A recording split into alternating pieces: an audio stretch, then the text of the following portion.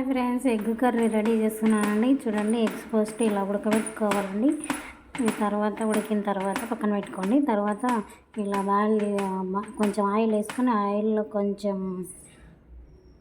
పచ్చిమిర్చి, tomato, onions, ఇంకా వెల్లుల్లి అన్నీ వేసి ఇలా వేయించుకోండి. తర్వాత కొంచెం సేపు తర్వాత పచ్చివాసన పోయేంత వరకు కొంచెం మరి ఎక్కువ వేయించుకోవద్దండి. వీటిలో పక్కన అల్లం వెల్లుల్లి పేస్ట్ కూడా దంచి పెట్టుకున్నానండి. కొంచెం అల్లం వెల్లుల్లి పేస్ట్ అన్నీ వేసి ఇలా మిక్సీలో వేసి మిక్సీ పట్టుకోండి. తర్వాత ఇంకా మిక్సీ పట్టుకున్న తర్వాత పక్కన పెట్టుకోండి. తర్వాత ఉడికించిన గుడ్లు తీసుకోండి. గుడ్లు తీసుకొని ఇలా ఘాట్లు పెట్టుకోండి. ఒక చిన్న చుట్టూ దానికి అన్నిటికీ ప్రతి ఒక్క దానికి, ఎందుకంటే మసాలా కొంచెం లోపలికి వెళ్తుంది, కొంచెం బాగుంటుంది. తర్వాత ఇంకొక ప్యాన్లో కొంచెం ఆయిల్ వేసుకొని కొంచెం పసుపు వేసుకోండి. ఆయిల్ కొంచెం వేసుకోండి, ఎక్కువ వేసుకోండి. పసుపు వేసుకోండి.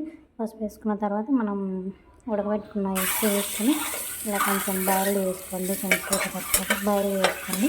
ఎక్కువ బాయిల్ చేయొద్దండి. కొంచెం అలా కొంచెం ఆయిల్ కొంచెం ఉండేంత వరకు కొంచెం బాయిల్ చేసుకోండి. బాయిల్ చేసుకున్న ఎగ్స్ కొంచెం పక్కన పెట్టుకోండి. బాయిల్ చేసుకొని పక్కన పెట్టుకున్న తర్వాత మళ్ళీ ఈ బాయిల్ చేసుకున్న ఎగ్స్ పక్కన పెట్టి తర్వాత అదే ప్యాన్లో కొంచెం ఆయిల్ వేసుకొని కొంచెం మసాలా వేసుకోండి. మసాలా అంటే ఒక జీలకర్ర, కొంచెం ఇవి అనాస పువ్వు, తర్వాత ఇంకా పచ్చిమిర్చి, బిర్యానీ ఆకు వేసుకొని కొంచెం వేయించుకోండి. అలా వేయించుకున్న తర్వాత మనం మిక్సీ పెట్టుకున్న పేస్ట్ను దీంట్లో వేసి కొంచెం పచ్చివాసన పోయేంత వరకు బాగా కలబెట్టుకోండి. పచ్చివాసన పోతే ఇలా ఆయిల్లో అంతా బాగా కలిసిపోవాలండి. కొంచెం మూత పెట్టుకొని కొంచెం సేపు తర్వాత మూత తీసినామనుకోండి, ఆయిల్ అంతా పైకి తేలి ఉంటుంది.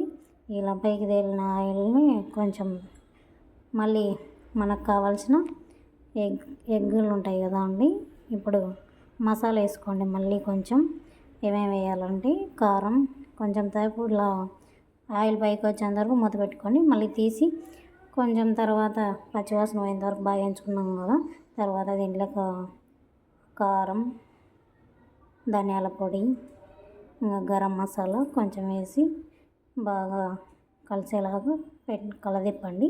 చూడండి, కొంచెం కలర్ చేంజ్ అయింది, రెడ్గా వచ్చింది. కొంచెం ఇలా రెడ్గా వచ్చిన దాన్ని కొంచెం బాగా కలబెట్టుకున్న తర్వాత మనం రెడీగా పెట్టుకున్నాం కదండి ఎగ్స్, ఆ ఎగ్స్ తీసుకున్న తర్వాత కొంచెం పెరుగు వేసుకోండి. మర్చిపోయాను, కొంచెం 2 స్పూన్స్ కానీ 3 స్పూన్స్ కానీ ఇలా పెరుగు వేసుకుంటే, ఇది దబ్బా స్టైల్ ఎగ్ కర్రీ కాబట్టి కొంచెం పెరుగు వేసుకుంటే కొంచెం టేస్ట్ వస్తుందని.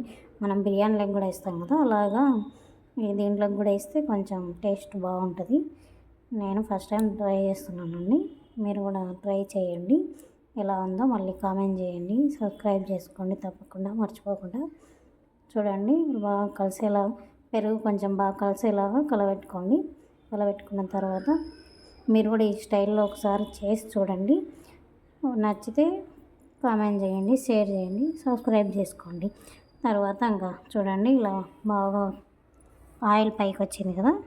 తర్వాత మనం ఉడకబెట్టుకున్న ఎగ్స్ కొంచెం ఆయిల్ పైకి వచ్చిన తర్వాత మసాలా బాగా ఉడకాలండి. ఉడికిన తర్వాత కొంచెం మనం ఆయిల్ వేసుకున్న ఆయిల్ పైకి వచ్చిన తర్వాత ఇలా ఎగ్స్ మనం వేసుకొని మళ్ళీ కలబెట్టుకోవాలండి కొంచెం సేపు తర్వాత.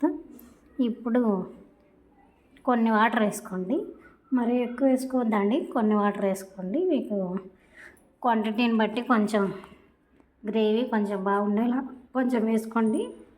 ఇంకా బాగా ఉడికిన తర్వాత చూడండి, బాగా ఉడుకుతున్నాయి కదా, కొంచెం మూత పెట్టండి. మళ్ళీ మూత పెట్టి ఉడికేలాగా మళ్ళీ ఆయిల్ పైకి వచ్చేంత వరకు ఉడకబెట్టాలి. ఉడకబెట్టిన తర్వాత